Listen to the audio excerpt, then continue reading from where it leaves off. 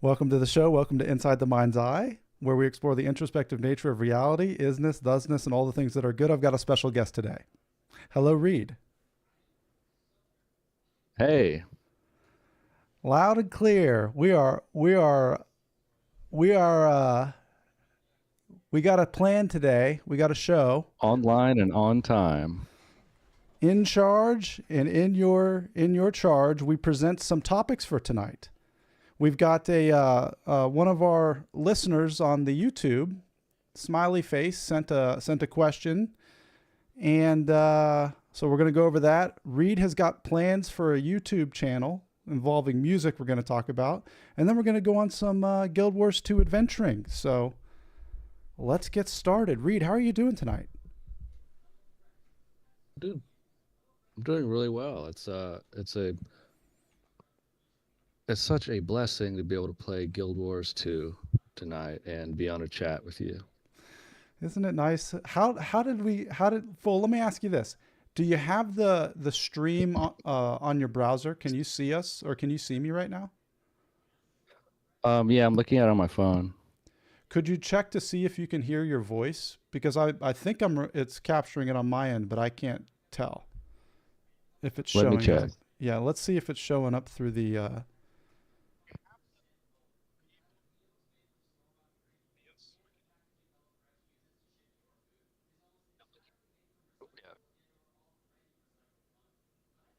is it working? Yeah, I can hear it. It's just there's like a 10-second delay. But you can hear your voice as well as my voice? I did hear my voice, yes. Oh, dude, nice. I'm gonna take my sweatshirt off real quick. Both Dude, this shirts? is cool. Okay, let's get started.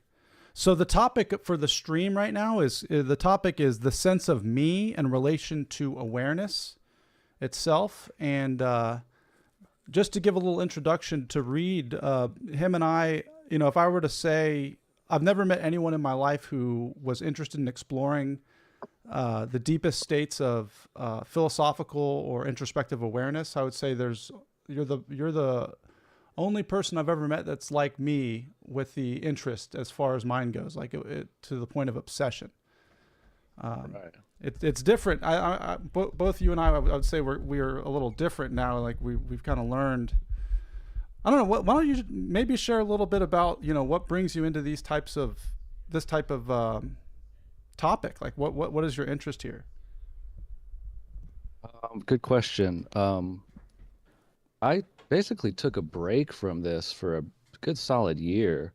Um, and coming back to this, actually it was really good to take a break from all this because um, I got to drop everything, not drop everything as a practice, but literally like turn my back on all this kind of nonsense talk and stop meditating and try my hand at being a biblical literalist for a period of time. And then coming back to this, I get to step back to whatever this is without a lot of the garbage that it had accumulated in the past, like previous 7 or 8 years of exploring the stuff or however long, and really get to look at this with like a fresh kind of untainted interest almost, without this idea that I'm going to get something or there's something I'm looking for because um, I'm not really sure there's anything I'm looking for, but it's like you can't help but bump into these questions if you're um, aware. I don't know. I don't think not everyone likes to examine life too deeply. Um, unfortunately for me, it happens automatically. So um, this is just the kind of the stuff that naturally comes up for me. There's no way around it, honestly. So That's a good way of saying it. Yeah, I feel like a lot of it for me has just been like learning how to accept that about myself and realize that it's not actually special. yeah, It's like just like yeah, someone's obsessed with repairing a car. I'm obsessed with how the mind and the human being works. yeah, and it can definitely become neurotic, just like any other hobby or interest, but I think this one especially. Yeah, because your only subject is yourself, and Yeah, that's troublesome. yeah. Okay, so let's go into the topic here. This was from Smiley, and I'm going to read through it. I'll translate it a little bit for you if you're listening. And so she says, or he says, they say, I've got a topic for you. If the sense of me is the most primary guiding point and how it reflects the repetitive sense of me within that timeline of perspective, how does being or I movement correlate with signposts of thoughts can be used for reflective still points instead of using words to chasing me? It's just I. So I think what she's asking, or he is asking, is recognizing where the me is showing up, like my feelings, my thoughts, my beliefs, um, is reflecting. It's a repetitive reflection in the timeline of a unique perspective, of like Adam's perspective, my perspective. How does that correlate, or how does that relate to the sense of I, which I would say is just awareness itself, the non-identifiable awareness. And then Can you reread the question? well, I actually asked her to be a little bit more clear because I didn't understand it. And she said, or he said, sorry, the words got too dualistic, but yeah, how thoughts are signposts reflecting the perspective you hold, and how thoughts correlate or chase the main primary ever present awareness. So it's like two topics in one. They want us to talk about how thoughts are signposts reflecting the perspective you hold. So let's start there. That happens to be the exact thing I've been kind of parsing through and maybe having insight into this week. Perfect. Go for But it. you oh, so um, let me make sure that this is correct. What I've been saying is so I think of this in terms of thoughts being signposts. I'm looking at belief systems and or conceptual frameworks, and how thinking is essentially impossible without some kind of belief system or conceptual framework being adopted for those thoughts to happen within and in relation to. Um, so I believe that's true. I'm not quite sure. There's kind of still a question mark on that for me. Is a belief system necessary for thought? Whether or not we believe in that belief system is irrelevant. The thought itself requires it to kind of live and move. It doesn't mean we have to buy into it, but we can recognize it. Hold on. So let me repeat what you just said and tell me if it's correct. Are you saying that thoughts, like belief, is necessary for any thoughts to actually occur? Not any thoughts, but I would say most thoughts. I think there are thoughts that can occur in a pure way, but like any kind of language or communication essentially has to have a conceptual framework to function within. Okay. Like does that make sense? It does, yeah. Especially when we're talking about spirituality, you're adopting some framework within which you're communicating. That could be Zen, Christianity, other types of Buddhism, non-dualism, whatever. There's whether or not you take it seriously, there's some framework you're using as a reference point. Sure. I mean, even just language and tonality. Yeah. Just a typical Western psychology is a conceptual framework. Like our cultural conditioning provides a common shared conceptual framework so that communication makes sense. But given that, how thoughts are signposts for the perspective you hold. So like your thoughts will communicate to you what belief systems you're locked into. I think whether or not we know it, the belief systems we have it's like we are pressed through our belief systems and manifest in the shape of those belief systems. Our thoughts manifest in the shapes carved out by our belief systems. our conditioning or conceptual frameworks. Um, so like there's like the correlation between, let's say, thoughts or signposts for the perspectives you hold.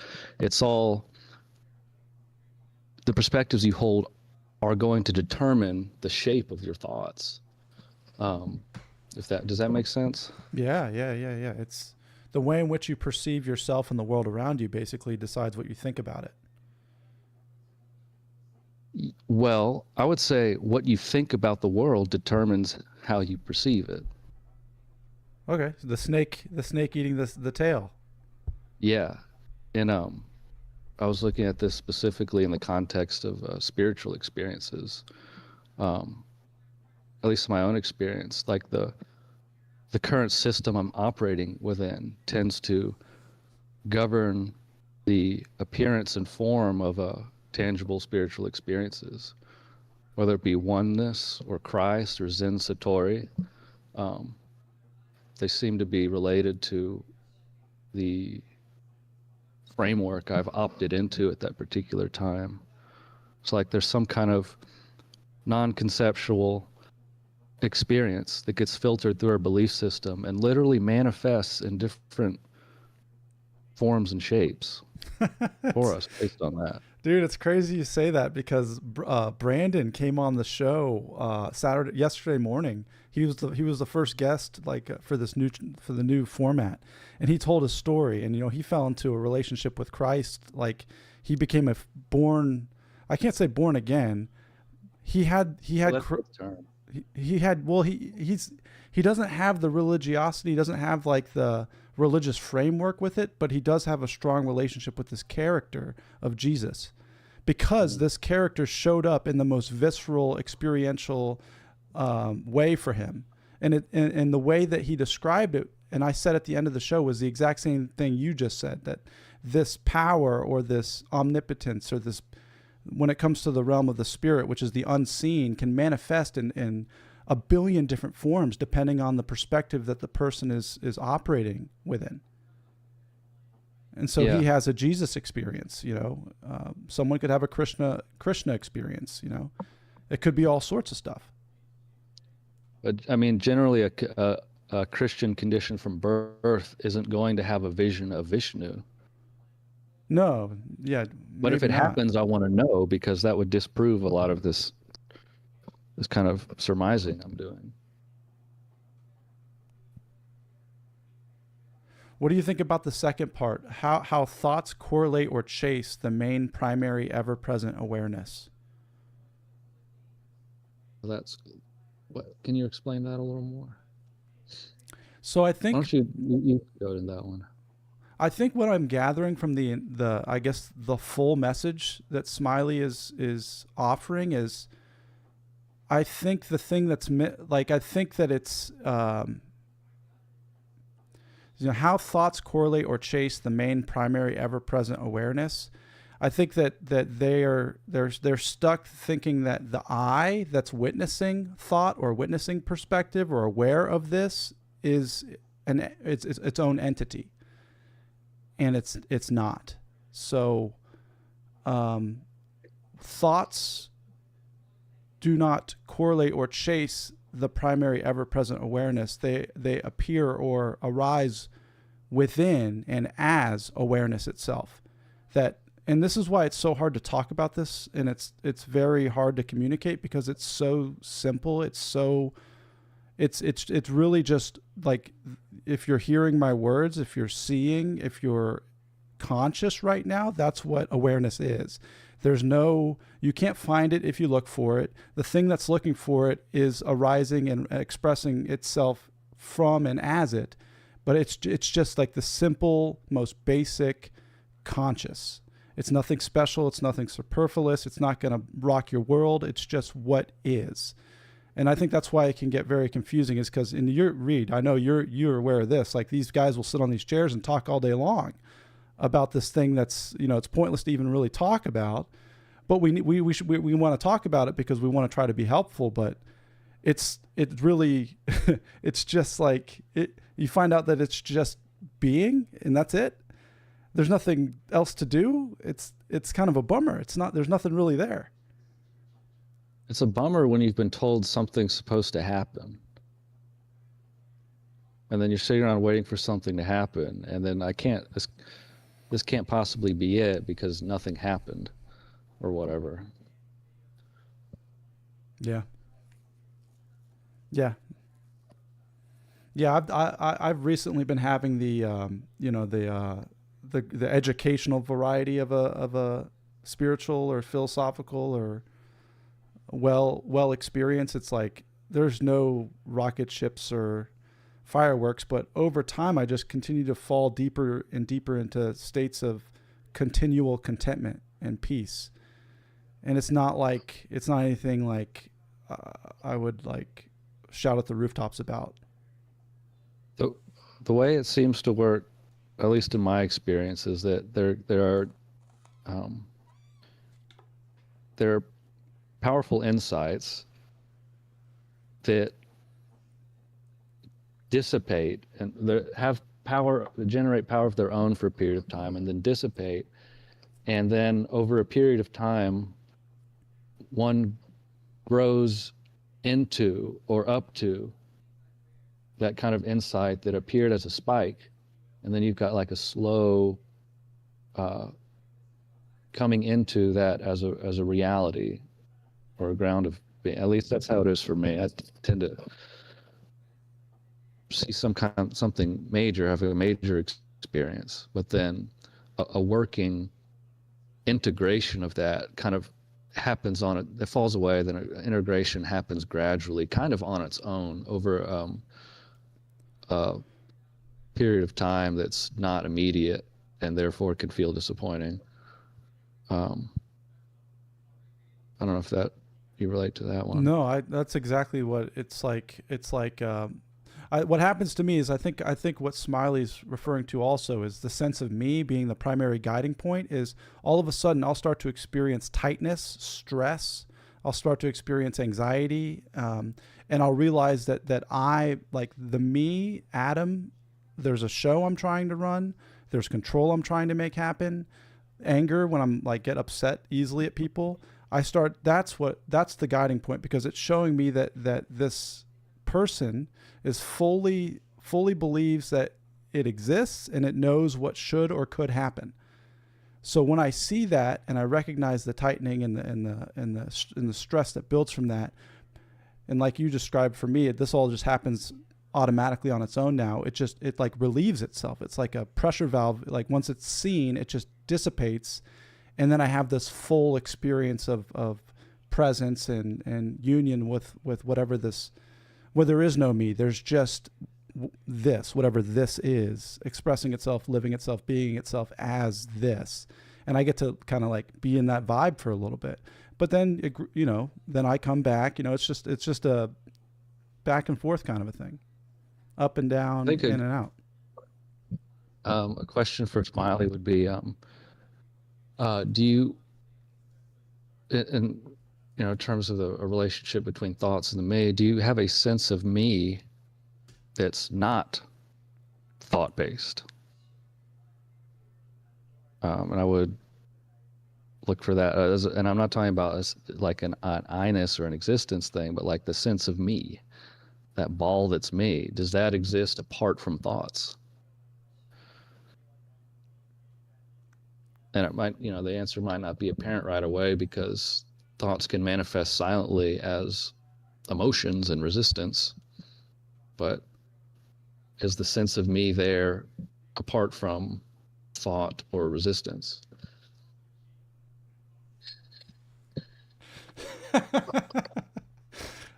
Nice, dude. I think we're good then. That's what I was. I didn't know I was looking for that, but that's great. I think that's. Let's move on to the next thing. Tell us about the music channel. Um, yeah, so I make electronic music as a hobby, and I've transitioned to making it as a hobby more. um, but I decided to I want to start putting it out there and try my hand at, it's one thing to just release things into the void, but try to actually maybe get some traction behind some stuff and just kind of play that game and see what that's like. But and use the chat GPT to tell me how to do a YouTube, right? Because I don't know. And basically, you want to create a short that's just the hook from the song repeating on loop, and you want to put some kind of video or caption or whatever that makes people want to look and hooks their attention. It's all like psychological mind games, and generally not a fan of that. But you know, I hated phones with cameras when they came out because I just don't like new stuff. I guess I don't know. But me and Tracy went to this. There's like a local venue here, and I was there, and then two different people thought I was some like famous musician or something. One guy was like, "Dude, when'd you get back from Nashville or whatever?" I'm like, "I don't know." He's like, he thought I was like the new guitarist for Kings of Leon or something. Um, and then I was at the grocery store the other day, and some guy was like, "Dude, you look like a Hollywood, LA guy. You got this shit going on." I'm like, "Okay." But people regularly mistake me for someone important, and I've decided to like that's gone on for a long time. Yeah, I Like know. people think I look like someone famous, Uh-huh. and I've gotten all kinds of names. But I was like, and then I told this guy comes up. I'm watching like the Winter Olympics on the screen, and then I kind of like my gaze kind of comes down a little bit, and there's a guy like standing in front of me, like holding up like an OK sign, and I like look behind me, and there's no one there. I'm like, "Oh, you're doing that at me?" And he's like, "Yeah, I love the look or whatever," but like, I'm like, "Okay." But he's like, "Yeah, you look famous." I'm like, "Well, it's never done me any good." And I was like, "Wait," I'm like, "Wait a second. What if my whole YouTube thing was pretending like I am already a famous musician, and I'm secretly launching like a solo project?" And so like I like pretend like I'm act like I'm already famous, because people react more strongly to famous people. If you're already famous, it's easy to get attention. So like I just kind of position myself as like, I don't say who I am, but I just heavily imply that I'm some famous musician that's releasing a new solo project. I never say who I am, and I'll let people watch the video and be like, "Oh, is that so and so? No, that's so and so. Oh, is that who I think it is?" And then let whatever happens there happen. So that's my master plan. So where are you at? So this is you've devised the plan. Do you have a name or That anything yet? no. Well, the name is Numinal. Um, but yeah, yeah, that happened tonight. So I feel like I was waiting for this next kind of piece to fall in my lap, and I feel like that was it. I was like, okay, that'll be the angle I take. It's like, let's pretend like I am a famous music. Not, I won't try to be one. I'll just pretend like I already am one. And so you'll basically you'll enter this persona while you're filming your hooks and whatever you're creating for the shorts and all that. I guess so, and like maybe do the video in a way where it's like can't totally clearly see me. So like I'll be whoever you want to imagine I am. But like I thought about it, because like I don't like it when some people say I look like someone famous, because it creates this weird feeling inside me, and I don't think I would actually want to be famous, because I don't like feeling like I have to be something in public, or like there's some kind of image I have to protect. Or I carried that around for a long time. Like I was always projecting something, and I'd rather just be whatever it is I am, and not be whatever it is I want someone to think. But like maybe I could funnel that into this, I don't know, persona thing. And I was thinking about it too. I'm like, so I'm not. I mean, I was thinking about this identity thing today. With all this, I'm like, when I look, I don't find a core of identity here, apart from I can tell you like beliefs, uh, likes and dislikes. I can tell you a bunch of thoughts, but that doesn't define an entity. It doesn't point to anything. There's just, I find nothing really when I look for me, um, which I think we were just saying something like that. What do you But see? so if people, what? Go ahead. Yeah, if people want me to be something, then they can project that onto me, But and then I'll, that's what everyone's already doing all the time. yeah. So it's like intentionally leveraging that But is then, kind of the idea behind this. so like if you set an intention and you say I'm going to commit to this music and I'm going to commit to building this platform, whatever that may be, whether it's the YouTube channel or the SoundCloud, whatever. There's you still can't find you in the intent in setting that intention. But I couldn't point to what it is or what defines that. I mean, yeah. Can you? No, I can't. I mean, I all you could do would be pointing to thoughts, essentially, thoughts or that define you, thoughts or differentiate you. it's like it's I see like pointing at the matrix, like I'm pointing at like the neurons in the brain and all the conditioned programming and like I'm extra a as fuck, dude. Like I like the way I was like how I am moving and living on this planet. I'm like super extra. I got too much energy. I'm too sensitive. Like this body, this mind, this the way in which I see things. It's like none of it was really chosen, but it's there. Mhm. But that's not who I am. That's not me. I can't find the me. I don't know what the me is. Like almost like life is just trying to learn how to exist with whatever this is.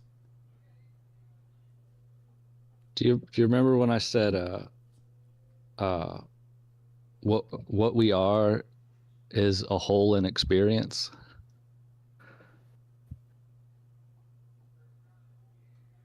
Wait, who said that? I said that to you one time. What we are is a whole in experience. If I, to look for yourself right now in your experience, you're a whole in that experience.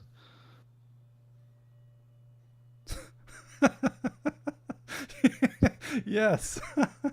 By the way, we got some comments. Can I read some of these? Uh-huh. So we got somebody is asking if you're Trent Reznor. You must sound like Trent Reznor. See, Uh, there we go. There's another one. Here's another one. It's hard to be the man with a gun in your hand.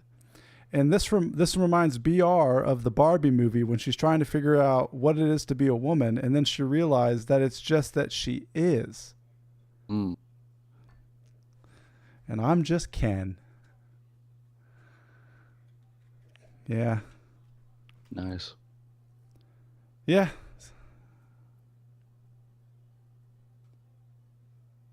Yeah, that was the thing that that threw me for a loop for a little bit. Was when I was really trying to follow the direction of all these teachers, and you can't like if you're looking, if you're doing the looking, you're still there. So, you know what I mean? Like it's when you say things like you're actually the whole in experience that opens you right up, but there's nothing to do with it. You know, it's just what it is.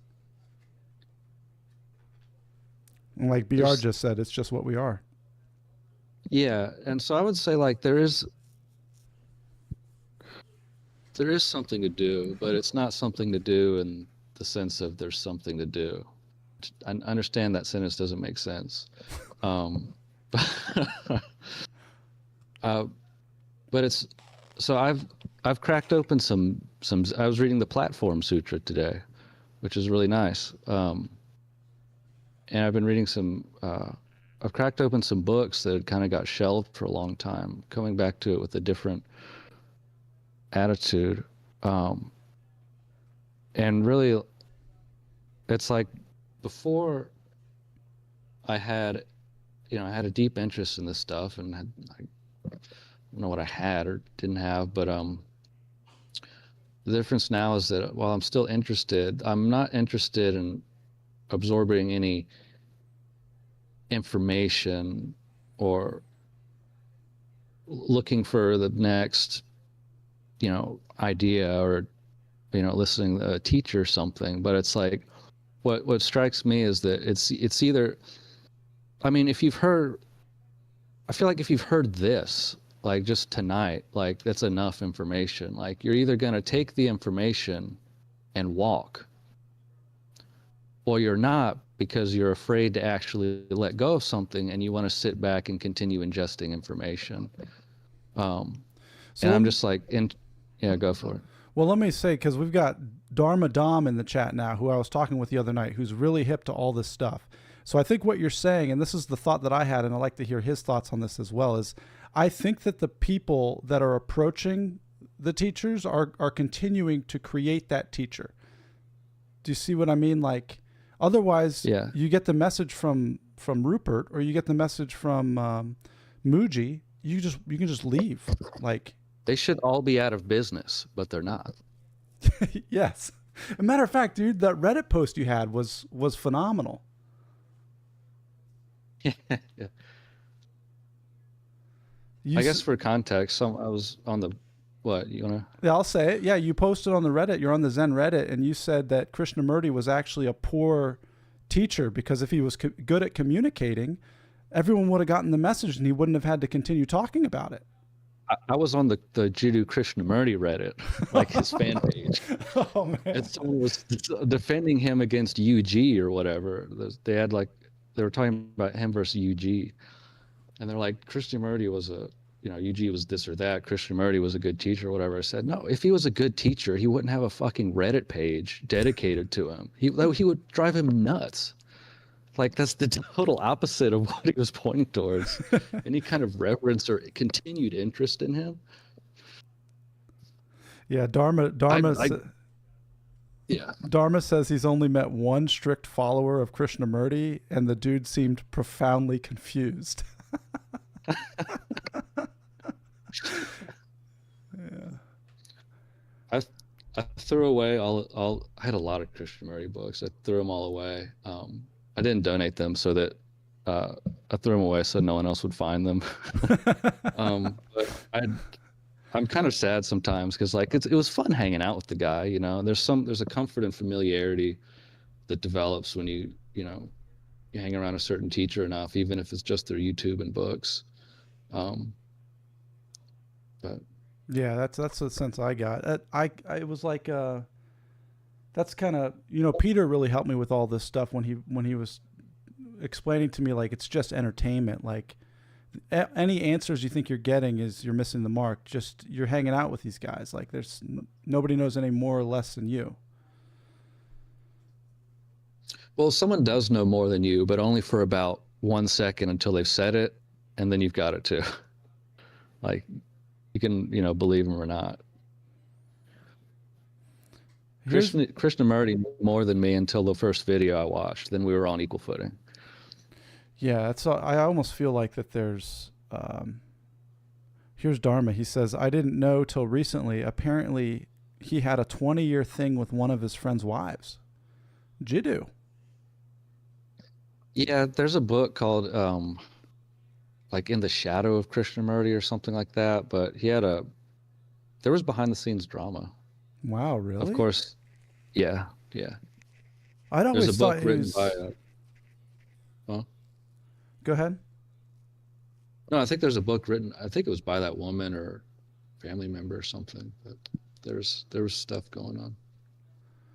Yeah, the only thing I really remember was him just being so sensitive. He would get into these like spells where he actually couldn't like do stuff.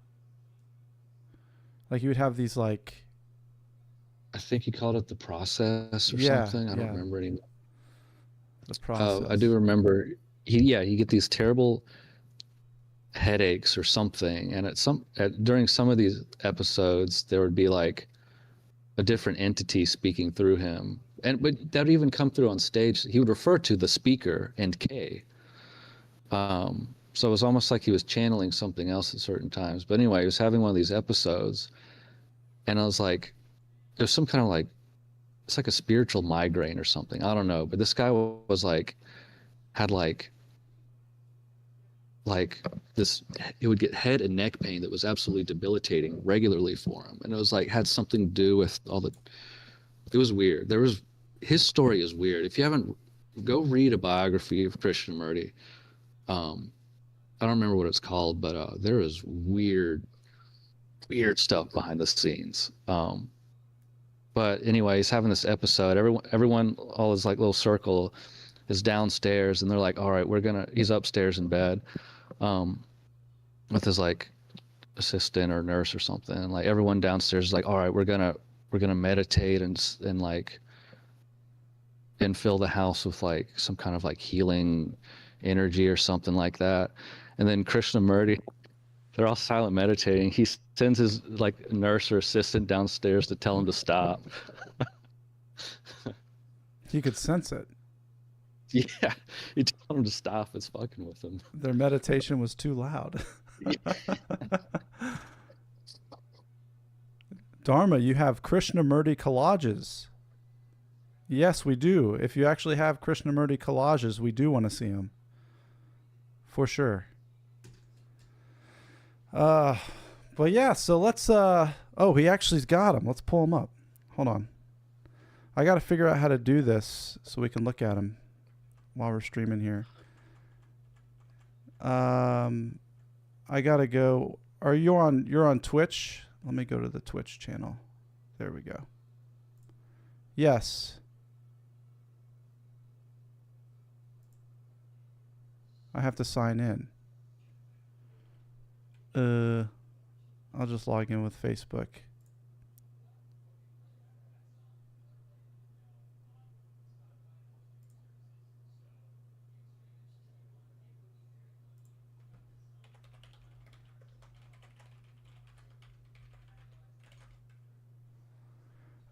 Yeah, after this let's do some adventuring in Tyria.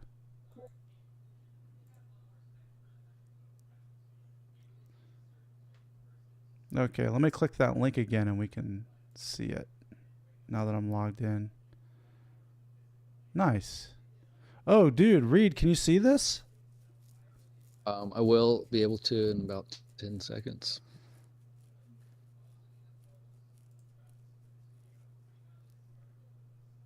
Very cool.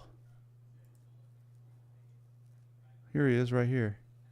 When confidence is born of action within the social structure, there always goes with it a strange arrogance, does there not?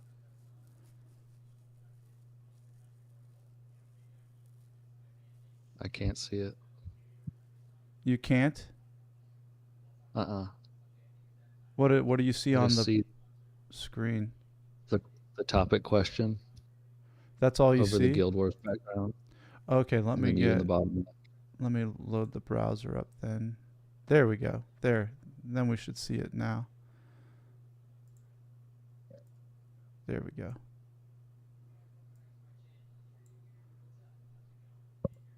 I'm still learning how to operate the OBS while we're doing this.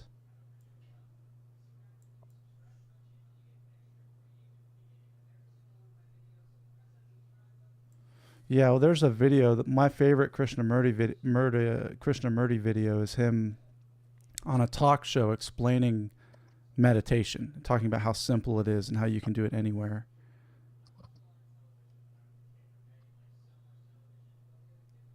Still don't see anything on the screen. On the browser? No, it's just the Guild Wars background. I wonder how much of a delay you've got. Because I completely took it off. It's all right. Dom, can you see it? Can you see your Instagram up here? Oh, nice. Okay, yeah. He can see it. I guess YouTube Okay. is like a delay, a worse delay. It's fine. Dude, this one's cool. I see it.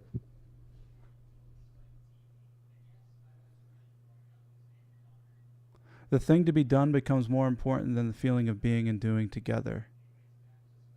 And when the thing to be done, the plan, the concept, the ideological utopia assumes primary importance and there is no real cooperation. Then it is only the idea that is binding us together, and if one idea can bind us together, another idea can divide us. So what matters is to awaken in ourselves this spirit of cooperation, this feeling of joy in being and doing together without any thought of reward or punishment. Wow. And it's hard to do that because you have to have an idea.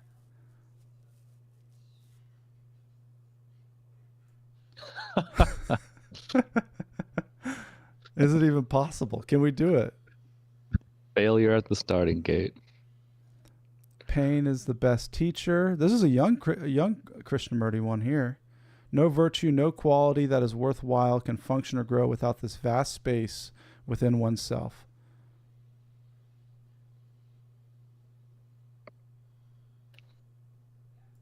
Dude, great stuff over here on your Instagram, dude.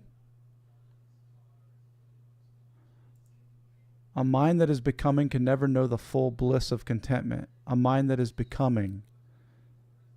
Mm-hmm. What does he mean by that, Reed? Interested or trying to become something, trying to be something. We all want to be something. We want to become better or be this or that to this person. I want to be a good student, be a good son, or become a better show host or whatever.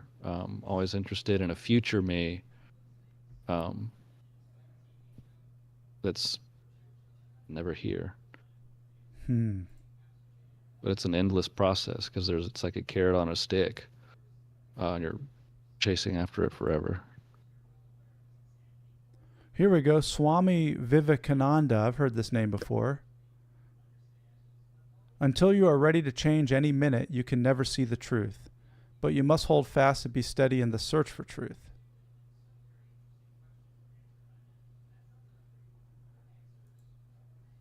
How do I know Swami Vivekananda? Vivekananda. Is he came to the States or something? I think he was in New York or something in the early 20th century, maybe. Could be wrong. Mid. Dom says, a mind that is not seeking a result, he says. He brought Vedanta to America. Nice. So he brought Vedanta Advaita. And then I guess, so what did Yogananda bring? Did he just bring his, like, the guruship to America, just like the lineage of yoga? His lineage of yoga? He brought his best-selling books and cult following. He brought the cure for the common cold? I remember we went to a the spiritual fellowship, whatever the ongoing fellowship they have is called, but we went to a talk or some kind of it was like a packed auditorium or something. It was a pretty big event, but me and Peter went with Liam. I don't remember if you remember him, but to listen to these Yogananda monks talk. And Liam was there taking notes. No, I went, and Drew went there too. And I remember there was like this monk up there giving the talk or whatever. He said he'd been there for like decades or something. And he seemed more lost than I was at the time. And like, he's supposed to be like this. He had this hopeless quality about him. Like, yeah, I guess I'll realize something someday, was like the vibe I got from him. And that was the impression I got of my encounter with the Yoganandas people. The Self-Realization Fellowship. It reminds me of that guy, David Godman, the guy that was hanging around. He was with Osho, and then when Osho passed, he moved to Papaji. Yeah. And he spent 40 Did you go to years. that meeting, the Zoom meeting with me? Yes, yeah. And he said, we asked him, are there any gurus like that still alive? And he said, if there were, I'd be at their feet right now or whatever. Yes.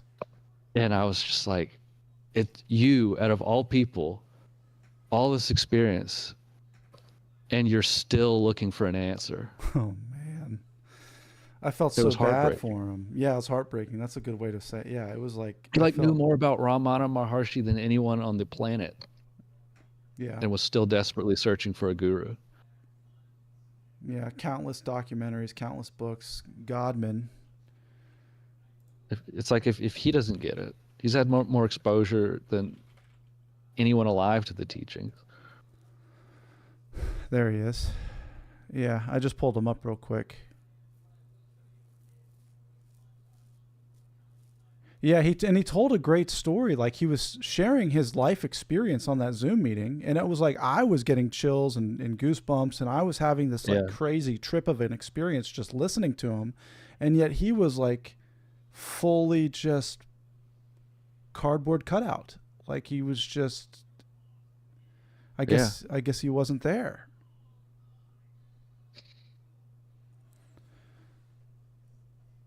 Huh. Yeah. BR64. Pain is the best teacher. Interesting. It's a good compass point. Shows you where you are. You want to play some games? I think spiritual maturity would be getting to a place where pain doesn't have to teach you anymore. That's the hope. That's why that's why not that's not completely why, but I feel like I was gonna say that's why I do what I do, but that's not why I do what I do. I don't know why I do what I do, but I feel like people don't have to like it doesn't have to be so complicated. I feel like things can be communicated in a way that is more helpful than most things are presented, you know? I just think things can be better than they are, that's all. Yeah, I don't think everyone has to go through pain.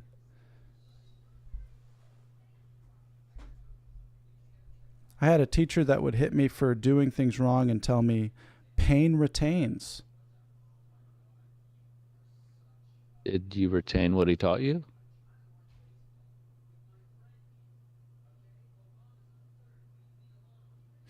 Interesting.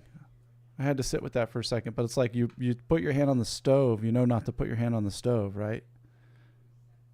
You do something enough times and burn yourself enough times, you run into the same wall over and over, you eventually learn like I'm not going down that path. That's why I didn't make anything like this for like a year, I don't think. I wasn't doing anything with the podcast or with the streaming or with videos. It was like you did the same thing too. You pretty much dropped everything. Yeah.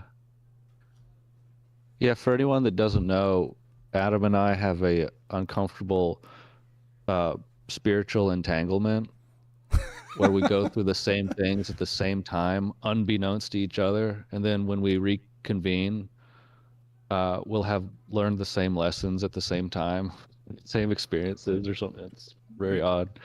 I feel lucky, yeah. So maybe I'll share a little bit about how we met. We met through the 12-step recovery, and you called me. I'd never met you in person, but we talked on the phone for the first time, and we used to just talk for hours, and we never actually met in person until like 6 months after we had met over the phone. Hmm.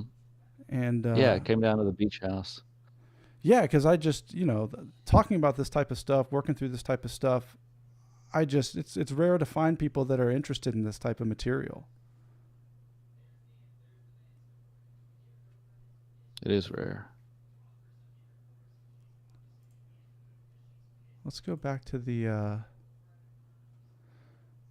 So yeah, do you want to do some Guild Wars or do you want to? Should I look for something else to talk about? What do you think? We can do both. Let's load in. What are you gonna play? I don't know. So are you lady? Am I what? What? What'd you ask? Are you what are you playing something that is level 80? Yeah, but it scales you wherever you go. So wherever I go, I'll get scaled to the same level as you. It scales you? Yes. Excuse me, sir, Yes. can you scale my character? Make me seem smaller. I think I'm gonna do the Reaper because it's the easiest. I just have to press one button.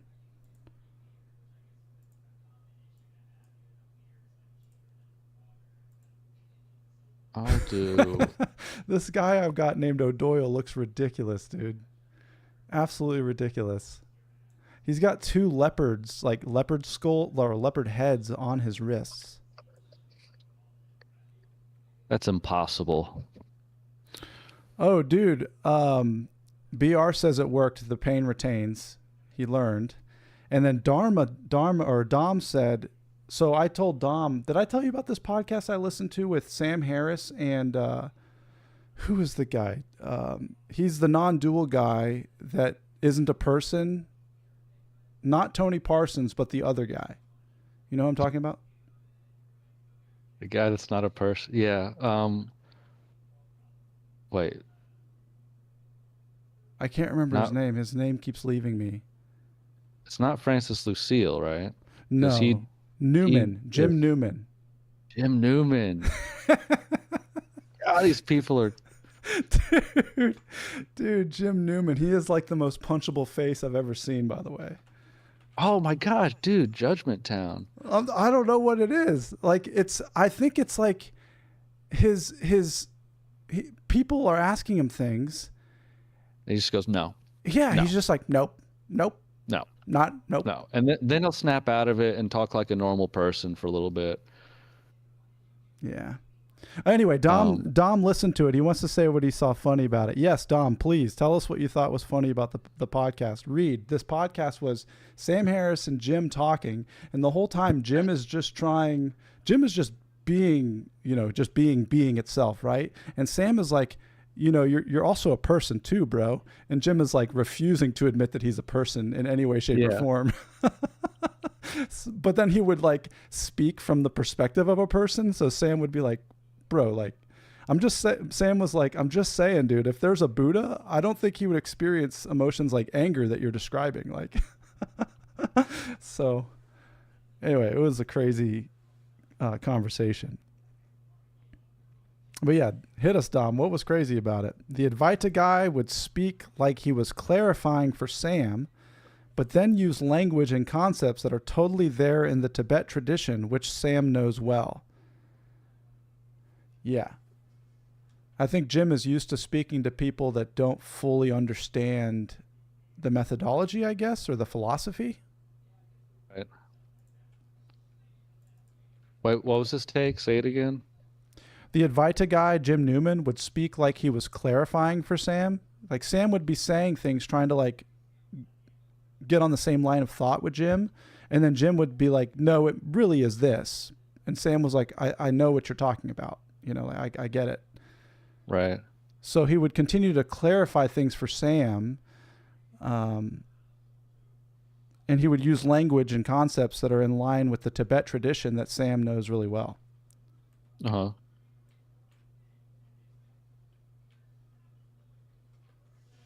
Hey, Adam, how do I make my character walk? I'm locked into walking.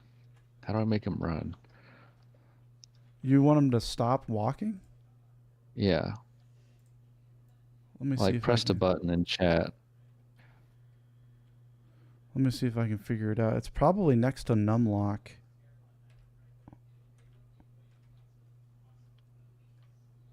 Oh, my character's naked? Whoa. What? Oh, God. I've got so much stuff. Let me look on the, I'll look on the key bindings and I'll tell you. Where are you, by the way? What zone are you in? I sent you 2 tells. To Zen Pones? To O'Doyle or Adam AZ. Oh, okay. It went to my mailbox, I think. And your name is what? Zen Pones? Zen Pones.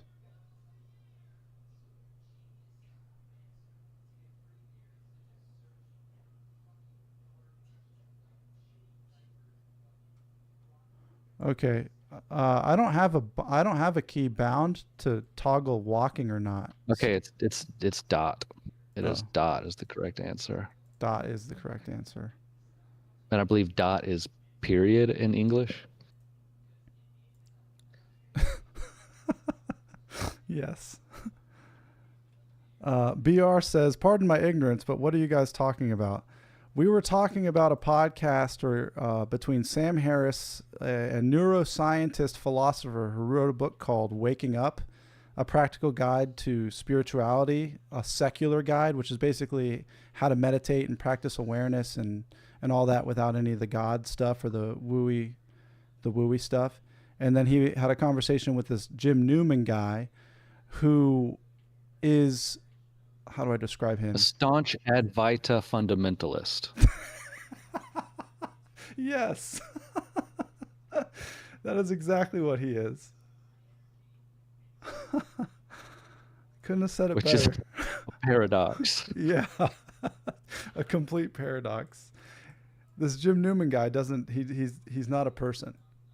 Fully, like 100% not a person.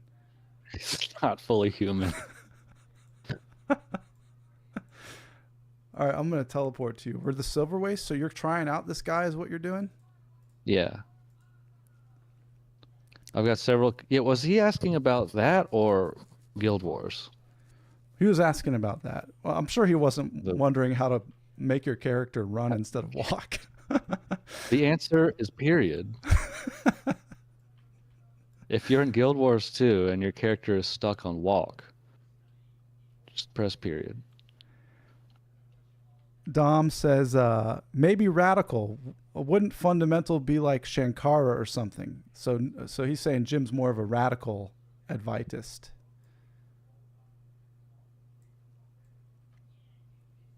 Yeah, you got me. Neo radical Advaita.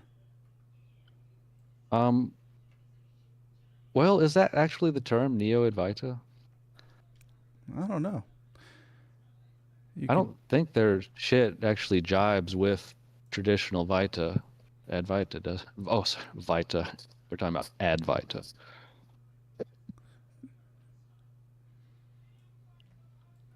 Tell me about Shankara. Yeah, what is Shankara? I don't know. How much about? Yeah. Oh, dang, you found a whole crew of people? They just roll with me. They know I'm famous. Everyone's trying to get close to you. Your character looks like it's from LA. Let's see. So I'm going to shapeshift into this Reaper, and then I just whirlwind spin around. What is the ultimate goal of meditation? There's a question for you. Who said that? BR. My man. What is the ultimate goal of meditation? It's a great question. Here's a question. Why do you think it has an ultimate goal? Serious question. Who told you that? A question with a question. Who told you that?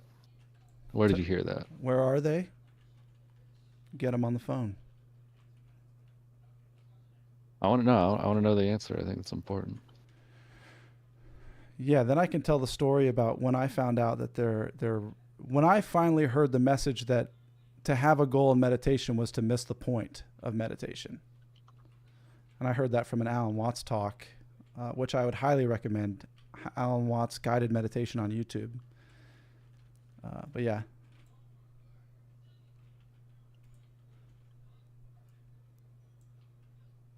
Dude, this guy's we gotta lower his he's got the stuff, the stun lock stuff. We gotta.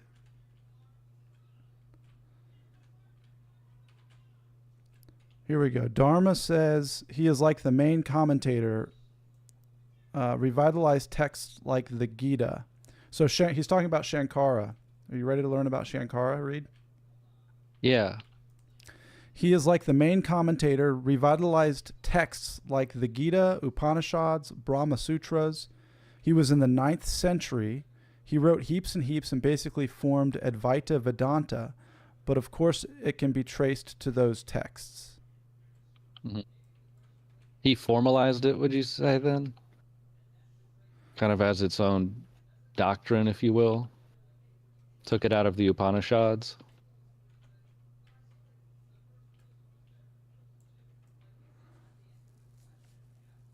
While Dom answers that question, Neon says Alan Watts is the GOAT, which I agree.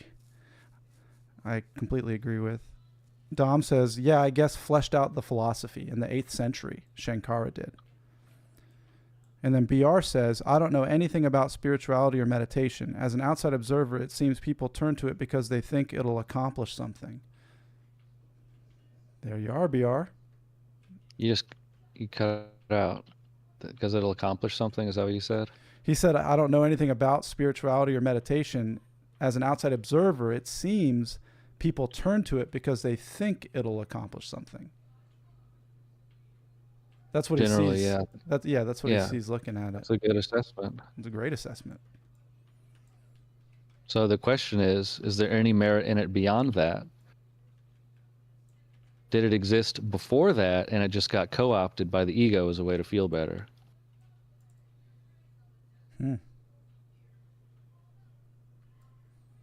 Neon says, meditation fixed me, but fixed me, to be honest. It's not spiritual on its own. So the practice, what type of meditation, Neon? What was, I'd like to hear more. Meditation broke me in new ways, and I had to stop and unlearn a bunch of stuff. Yeah, I think you've got the same thing I've got, where I've been seeking real ultimate power my whole life. So I'll take whatever you give me and then try to find a way to make it do the most.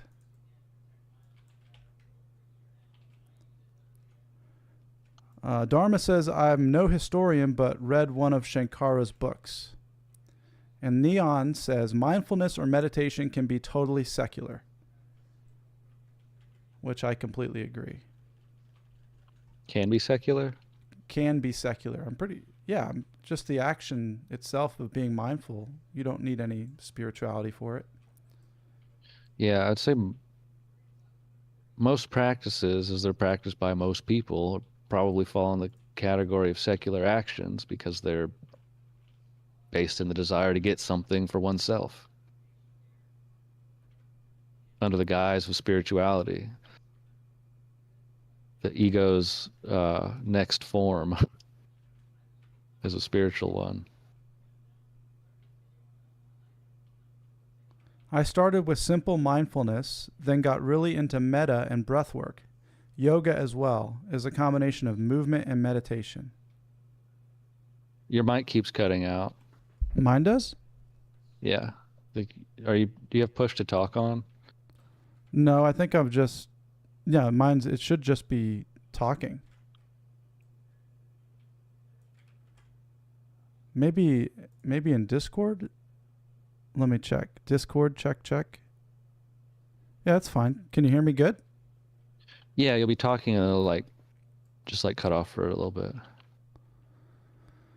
So Neon said, I started with simple mindfulness, then got really into metta and breath work. Yoga as well as a combination of movement and meditation.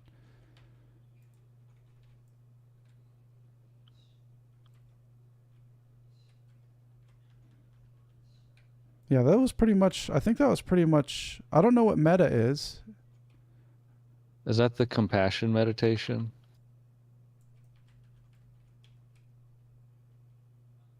Are we doing anything? Meditation on virtues? I don't know. Where are we not in a group with people? I think they're all gone. Everybody's dying around us and there's nobody else here. I think they're just NPCs. You can't leave this area? We should get out of here. This place is really chaotic. Yeah, we need to go. Can you go anywhere or do you have to stay in this zone? I gotta be in the zone. Dang, that sucks. Metta, loving kindness. And Dom says, I've done lots of random stuff, but mainly Burma and Tibet techniques. BR says, sounds fine to me. What type of techniques, Dom? What are some of the practices? What are some of the Burma Tibet techniques? Neon says, I was mindful the past 3 days, waiting on the legendary at Amber Sandfall to spawn. Got it today, finally. So Amber Neon's over there in the path of fire. It sounds like. But yeah, compassion. I would ride the bus and look at random people and feel love for them. That's meta. Were you able to intentionally feel love? That's a good question. BR says, does driving in my car for hours with no music and allowing my thoughts to guide themselves count as meditation? Yes, sir, it does.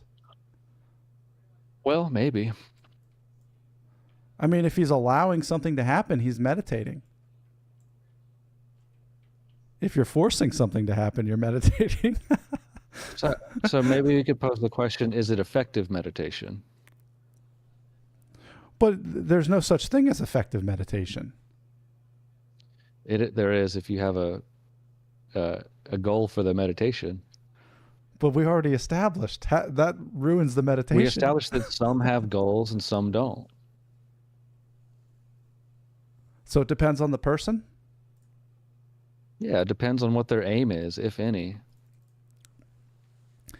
This is Neon, try to have the same love for a homeless person you'd have for your own mother, even for a moment.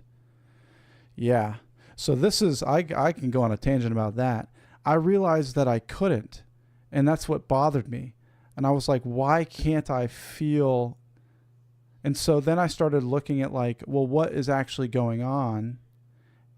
I don't know. When I recognize that who I think I am and what I think this is completely, it's a complete abstraction from like reality itself. Everything can just kind of drops for me because I couldn't do that. Like, maybe I should try it. Yeah, so my question to the person who's practicing that, was it possible for them to at will conjure a feeling of love?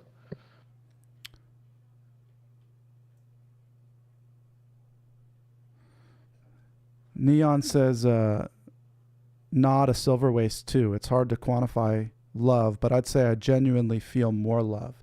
Yeah, I think it makes sense. Like practicing just loving. You flex the love muscle, and so it becomes more active. But is love a muscle that you practice using? Compassion. Is compassion something that arises on its own when you recognize the suffering in another? It's always been automatic for me.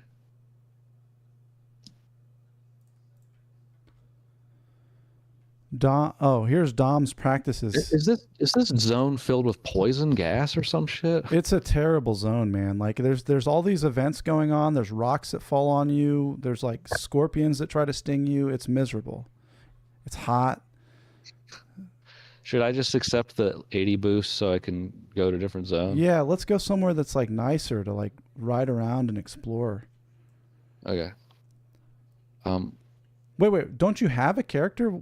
Just don't you save the 80 boost for later. Let's just play one of your other guys. This is the character I want to play. Okay. All right, so here's Dom's practices. I want to read this. Yeah. Dom says, Burma, have you heard of noting, labeling? You just get deep into that. Drop the labels. Everything starts strobing super fast. Senses become discrete little chunks, vanishing instantly. Super strong equanimity. That and 3 marks stuff. Burmese Vipassana. So what's the 3 marks in the Burmese Vipassana? And I want to go over what you'd already said. Noting, labeling. Drop the labels. Everything starts strobing super fast. So you basically just recognize that you're labeling what you're seeing or what you're experiencing, and you drop it.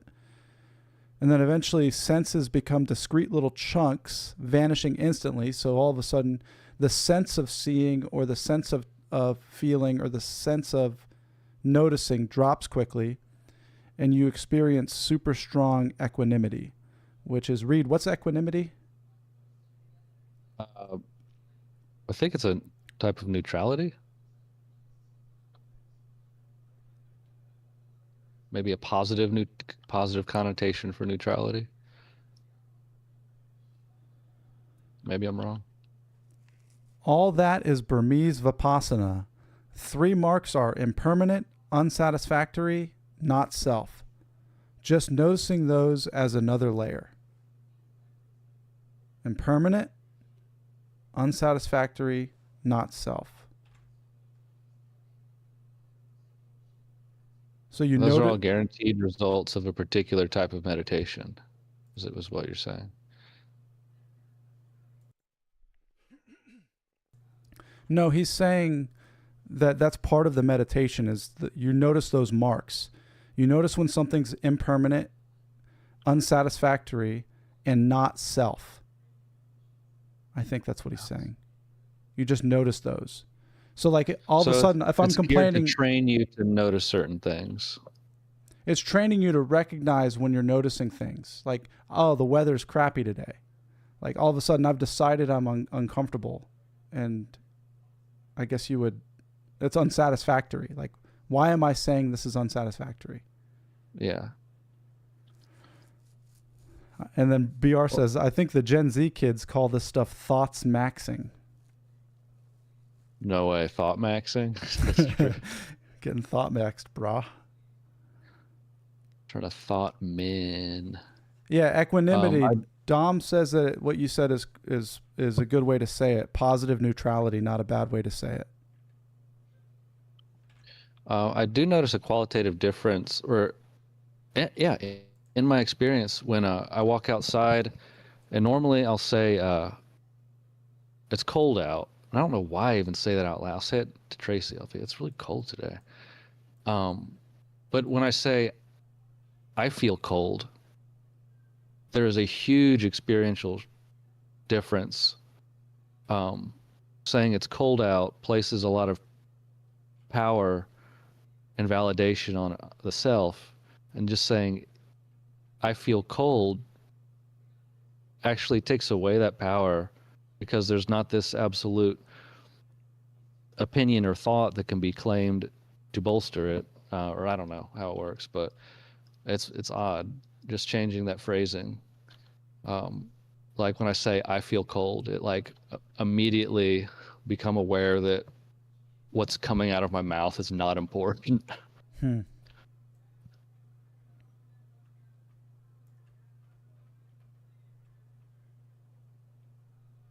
Neon says, I've done Vipassana practices. I'm really interested in trying transcendental meditation.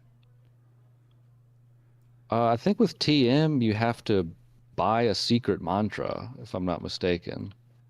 Or are you talking about like trying it on your own without the official secret mantra? Would you be willing to give us a secret mantra read? Yeah, let's come up with one. Let's see.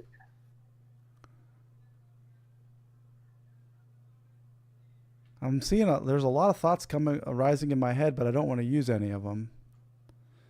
I keep thinking of Majaya Devi because that feels good to say in your head. Majaya, Majaya, Majaya, Majaya, Majaya, Majaya. Stop. Where are you? I can't. Where are we? What are we doing? I'm flying around on my Griffin. Can I go to a different zone now? Did you make did you actually Yeah. name yourself that, or did I name you that? What is my name? I've got your name on my game as Oro Mazda Real Wizard Reed. You must have done that. Okay. Um, Neon says they really guard it. So yeah, the transcendental meditation, Yeah. they guard the mantras. And that's a giveaway that it's probably I don't want to say a scam, but Why? Because you have to pay for it? if it's some kind of guarded secret, yeah, you have to pay for blah blah blah. Like, look at all the Hollywood people who get into that shit, and they think they're enlightened all of a sudden, and they've got their special phrase they paid $10,000 for, and like you can go sit your ass down outside and be quiet for free. That's and true. you could repeat squirrel in your head the whole time, until the phrase became nonsense and it blended with your essence, and then you saw your original face or whatever. But you don't have to pay for that. I was always wondering about Dzogchen. Why is the practice or the technique of Dzogchen meditation so secretive? And then I listened to Sam Harris and Joseph Goldstein explain it, and the reason that it's secretive and they don't let people know what the actual Dzogchen practices are is because it's so obvious and so simple that a person might get the practice and be like, "Oh, that's what could I use that for? That's pointless," and then immediately discard it. Right. That's why they don't like just giving it or telling people what it is or showing how to look or any of that stuff, because they're just like, it could potentially harm somebody's, it would ruin the gift, basically, Isn't that what if they weren't ready for it. every teacher says though, is that they're trying to point to something super simple in front of your face? I mean, everyone else already recognizes that. Yeah. There is no group has a secret teaching. Let me catch up on the chat. We got some good stuff here. You ready? Can you transport me somewhere in the game so we can go have some fun? I don't know where I'm going. Wait, Take me away. You're in magic. You're in the Silver Waste, right? Yeah, but I don't have any of the other 80 zones unlocked, so I can't just fast travel. Let me send you. I have teleport to friends. Oh, but it's account bound. You don't have any of these things? I might. Let me go find a bank. Yeah, go over to Lion's Arch and get a teleport to friend. Let me pick a good spot for us to go. Do you have the Path of Fire expansion? No, I don't think so. So you don't have mounts? Mounts. I have like a raptor you can ride? I have the raptor, yes. But you don't have like a roller beetle or anything else? No. A roller beetle. No. All right, I got to pick an area that you have.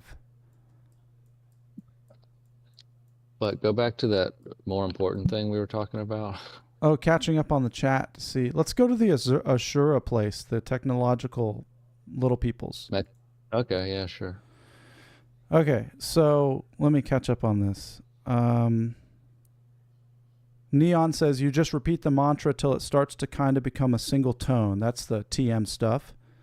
Dharma Dom says, if I recall, they are based on something simple like gender and age, and you can get it online. So you can get the chants online. Can you get it from ChatGPT? Hey, that's a good question. Please generate me a TM mantra. Wait, let's ask it right now. Neon says the method 2, if you try to teach it, they sue you. So you can't even actually teach the TM unless you're a licensed executor. Isn't that great? And Neon says he gets he or she is getting results doing mantra meditation on their own. And also says Raptor is base game now, so you get the Raptor, everybody gets a Raptor. And he also says, or she also says, some meditations that are related to shadow work could be dangerous. I would say that I don't know. There's a risk with meditation, and that if you're doing something unintentionally wrong, you create a weird mental habit that just starts to get in the way later down the line. So I don't know. I'm not a teacher or anything, but I know I picked up some weird mental habits that I had to stop meditating so that they would drop away. And then now I'm very careful about how I meditate. Dude, one of the guys that I go through this, Brendan. The first time I met Brendan and he wanted to go through the steps, after our first meeting, I based on everything he told me, I was like, dude, you need to stop all of your practices. Like, completely drop your inventories at night, drop your prayer routines in the morning. And that's where we started. Yeah. Dude, and also and I think it's so interesting. I like the 12-step fellowship is so interesting because it gives you real practical experience of how to be helpful to another person, because every person is different and every person needs something that I don't know what they need. And it teaches you that. It's like, just by trying to be helpful, you realize how limited your ability to be helpful actually is.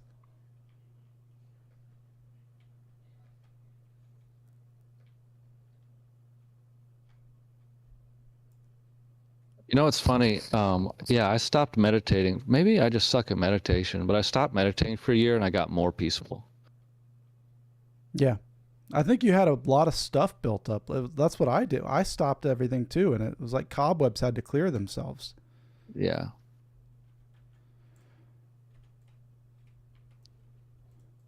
So yeah, there's no this thing is way more fluid than any. Again, we were talking about belief systems and conceptual frameworks at the beginning of this.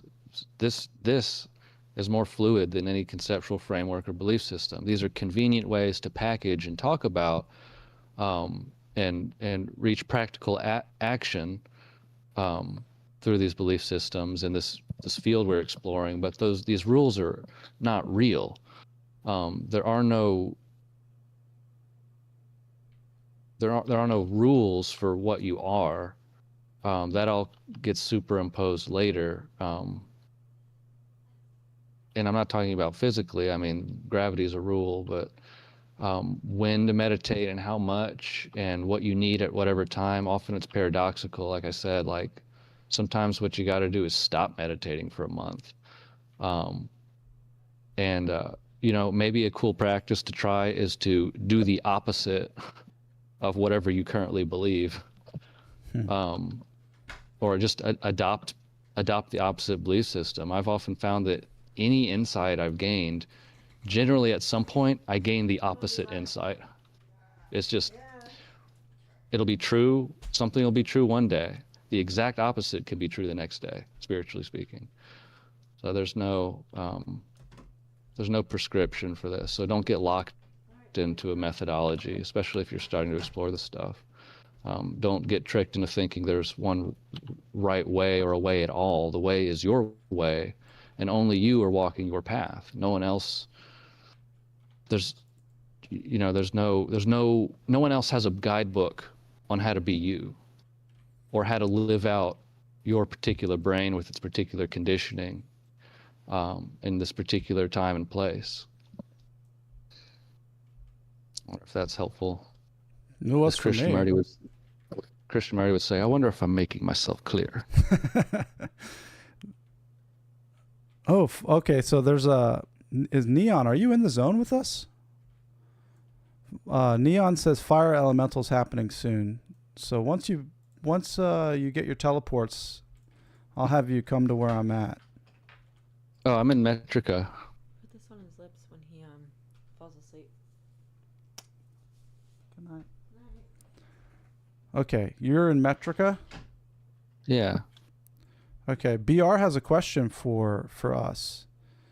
We'll go to the fire elemental. His question is, what has meditation changed in each of your lives?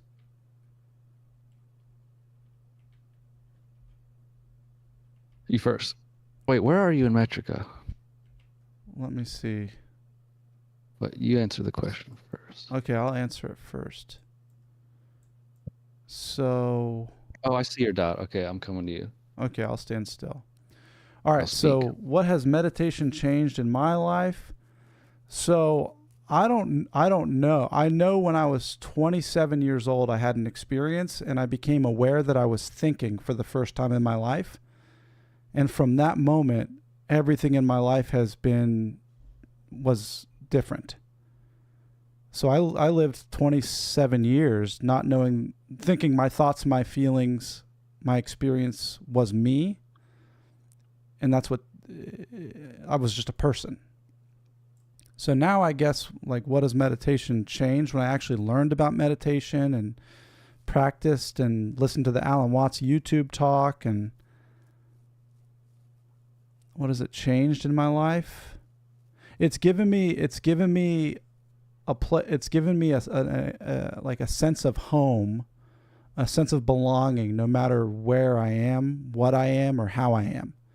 No matter how varied my emotional states or the physicality or the illness of my body or the pain, no matter what's going on, I have a sense of home or sense of belonging. That's what it's changed. I don't feel like I'm on an island by myself anymore. And is that a result of meditation? Or is meditation something that came as a kind of a part of whatever resulted in that?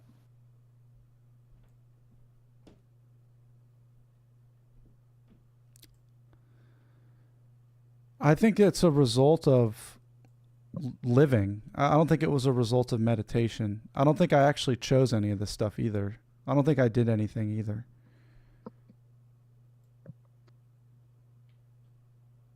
I think it's just, and I wouldn't even say it's a result. Like, I would say, like, everything I just shared was just.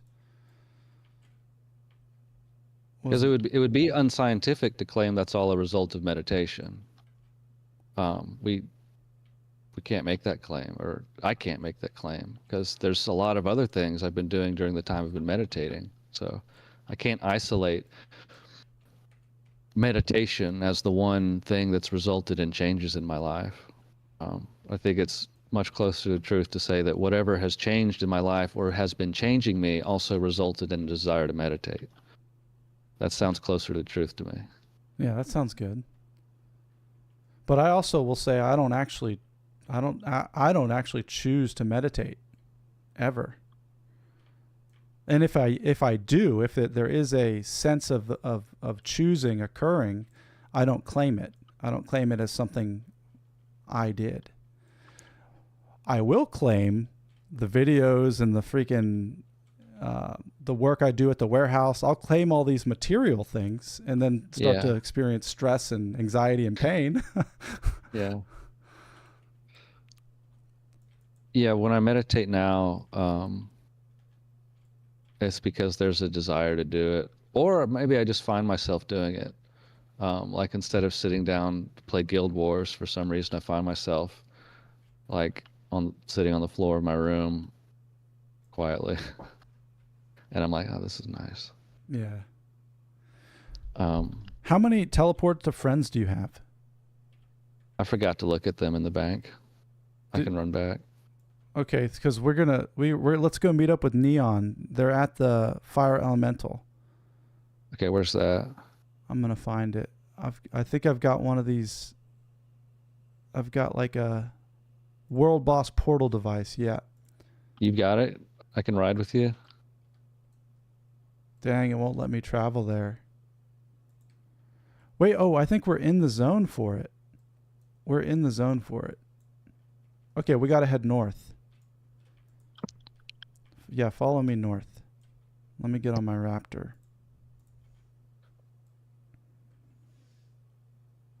I realize that's a really disappointing answer to the question that was asked.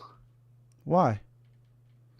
It's like because like I've watched like spiritual teachers and stuff do that kind of shit. They get asked a simple question and then they give you this roundabout answer that doesn't actually answer the question. But I think we did answer the question. And we gave, like, I guess we gave, well, I can say what you gave. You gave like your honest experience with grappling with the concept of meditation. So you actually gave more than was asked. I hope I can save someone some time, but also, if you'd asked me what I'd gained from meditation like a year or 2 years ago, my answer would be quite different. Okay, this is where we go. Yeah. Let's see. Neon is here. Neon is the cold giant. Let's play Where's Waldo with Neon. First one of us to find Neon. I see him. His name is Brutus the Goth. Is that you, Neon? I wonder if meditation's necessary, or if that it's necessary in the sense that that's just something that happens to someone going down certain modes of inquiry. I think it's enough to read. I can't really say where this started, but I think this path started intentionally for me when I first read Awareness by Anthony DeMello, like 8 years ago. And I think if I were to recommend anyone do anything, it would be read Awareness. And then recently I read Rediscovering Life, which I think lays it out much better. Read Rediscovering Life by Anthony DeMello. And I think that's all you need to do is kind of grasp the core idea he lays out in the first half of the book. My favorite part about all this stuff is once you get into it and you start, like, I don't actually have to do anything because these authors, these books, these talks do the meditation for me. I just have to listen. Additionally, I find that so like I profess to believe in some kind of active power that works in my life. The book or the talk or the event that's next needed for where I am, I can rely on to appear on its own. Like this month, several times I'll reach a place where like there's this kind of idea that comes to me that's working itself out, maybe coming to some insight about, and then I'll just find a book in my hand that's been in my box for a year, 2 years, however long.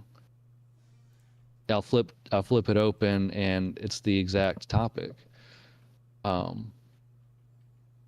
And it's exactly like what conclusion I had just come to. And then I see it from a different perspective, or I don't know, it gives me additional clarity. And it's like this,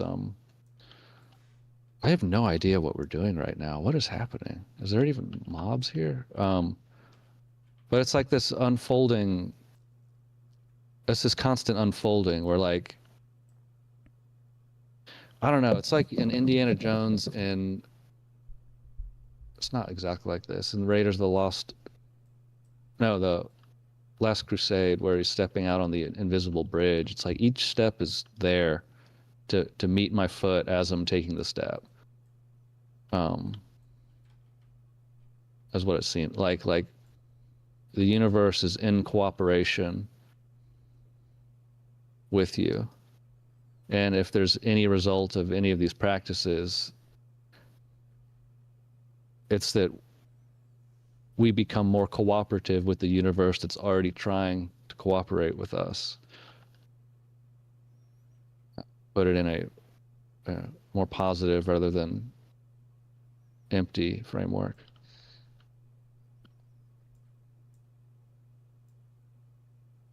I like it. Let me catch up. You ready for the stuff? I have no idea what's happening. This is where the fire elemental is going to spawn. So this is a world event. So this is when these giant meta events happen in the game, and they happen like on every 15 minutes. There's a giant world event like this, and everybody shows up, and we complete the event.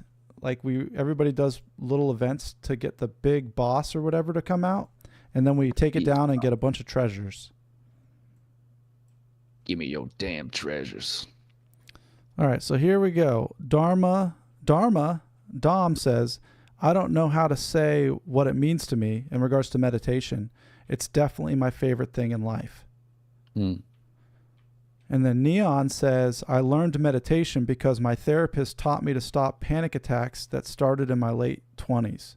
Oh, so Neon learned meditation to help work through the panic attacks.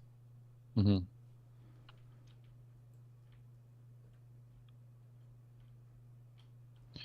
Yeah, there's a lot of concrete practical benefits that are scientifically verified. Yeah. Also, we're in a different instance than Neon. Oh, That's why we don't see them. I also don't see them because I don't know what they look like. They're a cold giant.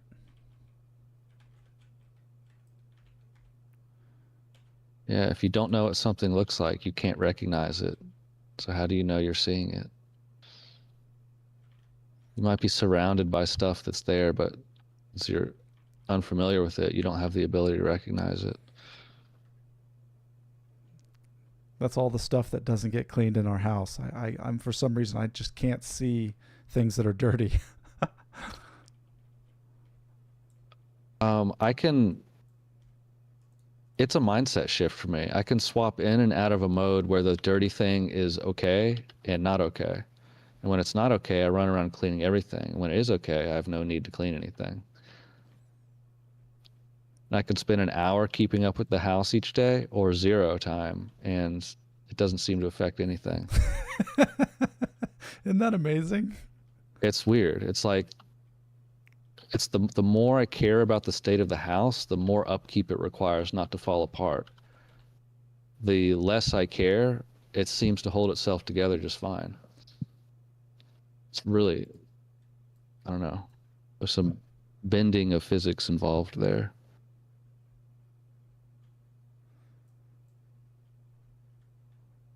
We got him. We got Neon in the group. Okay, good. Look, she is a cold giant. Cool. Dude, what? Is that normal size? Is that just the normal size of a Norn? Would people in this group equate breathing practices with types of meditation?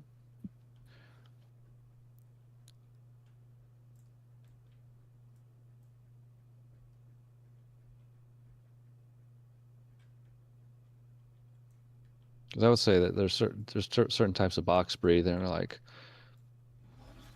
8 in, hold 4, 8 out, hold 4, that kind of stuff. I can say is concretely beneficial, and I think it functions as a type of meditation. It can't not.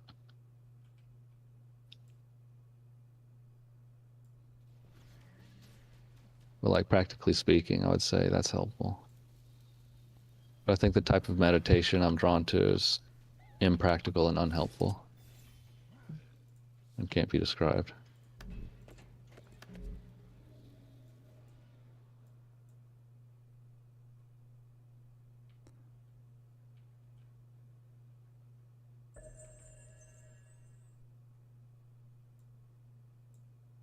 Wait, did it do it?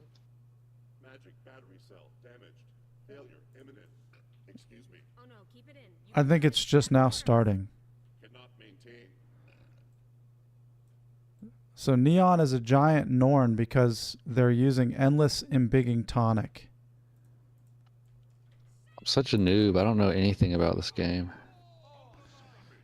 Dude, I can't believe I have 6 level 80s. I didn't know I had that many. Hilarious. I've played the crap out of this game.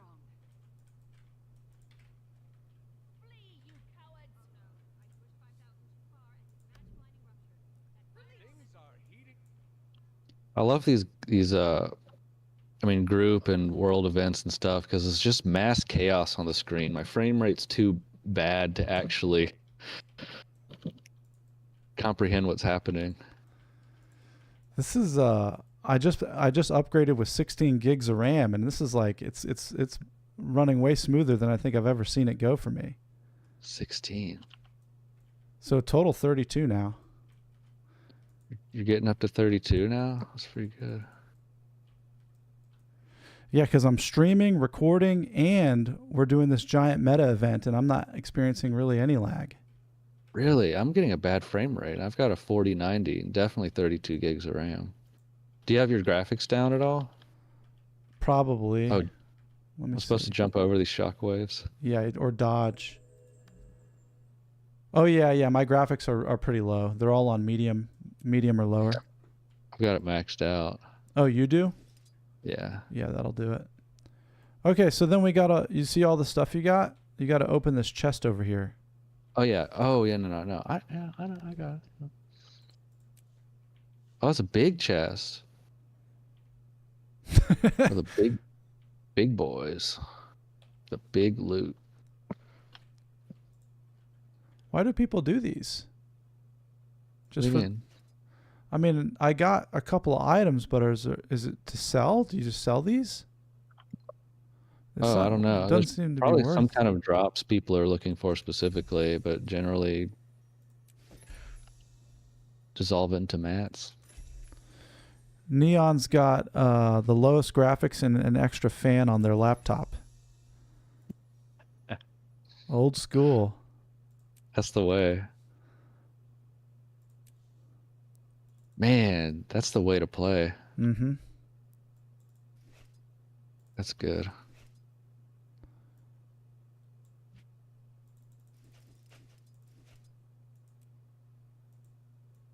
Five Mystic Forge Stones.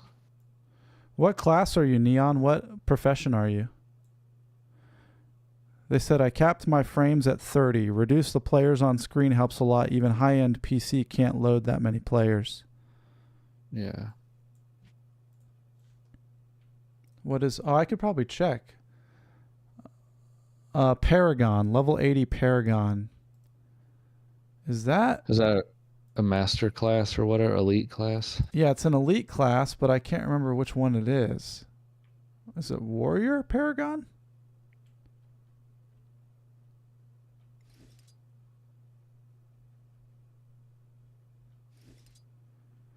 Yeah, and they're saying... Oh, it's a healing warrior. A Paragon is a healing warrior.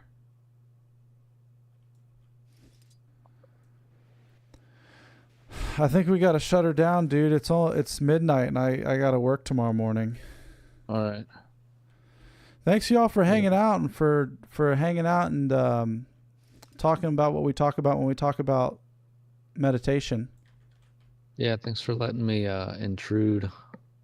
No, let's do this again. Let's I'm gonna stream Sundays at 9 o'clock, and you can come anytime you want, Reed. Okay. I'm gonna add you as a friend on the game. Oh, so sweet. Okay, you guys have a great night. See you on the next one. I love you. Love you guys.